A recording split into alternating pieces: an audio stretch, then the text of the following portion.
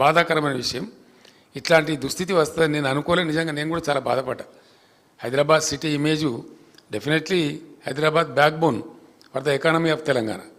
దీన్నే దెబ్బతీసే పరిస్థితికి ప్రభుత్వం పోవడం, తద్వారా గ్రౌండ్లో కూడా కింద దిగువన గ్రామాలలో కరెంటు లేక పంటలు ఎండిపోయిన దృశ్యం. లక్షల ఎకరాలలో, వేల ఎకరాలు కాదు, మోటార్లు కాలిపోవడం చాలా దుర్మార్గమైనటువంటి పరిస్థితి. అది ఎన్నో మోటార్లు కాలిపోయినాయి రైతులై. మూలకబడి మూతబడి ఉన్నటువంటి మోటార్ వైండింగ్ మిషన్స్ అన్నీ మళ్ళా పునరుత్తేజం పొందినాయి. అన్ని జిల్లాలలో, ఏ ఒక్క జిల్లా అని కాదు, అన్ని జిల్లాలలో ఎక్కడైతే బోర్ల మీద ఎక్కువ ఆధారం ఉందో అక్కడైతే చాలా పెద్ద దెబ్బ తగిలింది.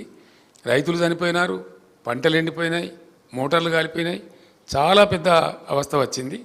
ఈ విధంగా వీళ్ళ యొక్క అసమర్థత వల్ల, అతి ప్రవర్తన వల్ల ఉన్న ఆఫీసర్లందరినీ తీసేసి ఏకపక్షంగా మొత్తం ఐఏఎస్లో నిలయం చేసేసి దాన్ని చాలా భయంకరంగా చేసినారు. అది కూడా చాలా పెద్ద బాధాకర పరిణామం. ఆల్రెడీ స్టార్ట్ అయిందండి.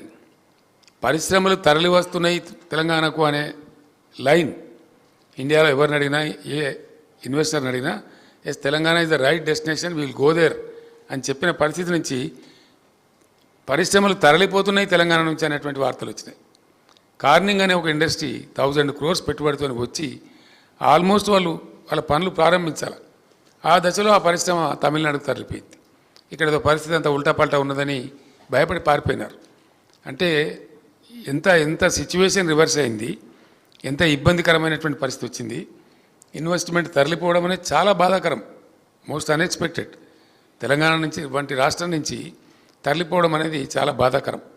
అది కూడా ఒక బాగా ఇబ్బంది కలిగించిన విషయం.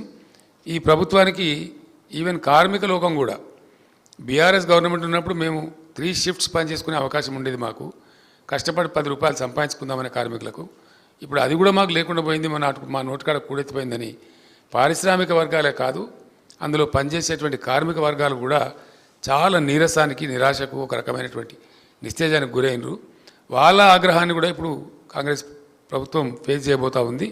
ఆ పార్టీ చాలా పెద్ద దెబ్బతినేటువంటి పరిస్థితిలో ఉంది.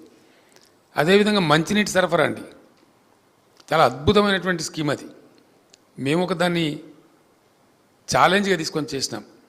దానికి ఒక స్ట్రాంగ్ రీజన్ ఏంటంటే, తెలంగాణలో చాలా చోట్ల ఉంది, కొన్ని చోట్ల స్వల్పంగా బ్రాకిష్ వాటరు, కొన్ని చోట్ల ఫ్లోరైడ్ వాటరు. నల్గొండ లాంటి జిల్లాలో అత్యధికమైనటువంటి ఫ్లోరైడ్ సమస్య ఉంది. దాని మీద చాలా ఉద్యమాలు జరిగినాయి, దశాబ్దాల తరబడి జరిగినాయి. దుశ్చర్ల సత్యనారాయణ గారు ఆ జిల్లా బిడ్డ, ఆయన ఒక బ్యాంకు ఉద్యోగి. ఆయన ఉద్యోగాన్ని రాజీనామా చేసి జలసాధన ఉద్యమాన్ని నడిపి ఆ అంశాల స్వామి అని ఒక అబ్బాయిని తీసుకెళ్ళి, అప్పుడు వాజ్పేయి గారు ప్రైమ్ మినిస్టర్గా ఉంటే ఆయన టేబుల్ మీద పండబెట్టి, అయ్యా మా బతికిట్లు అయిపోయింది, మా నడుములు వంగిపోతున్నాయని మొత్తుకుంటే కూడా సాల్వ్ కాలే.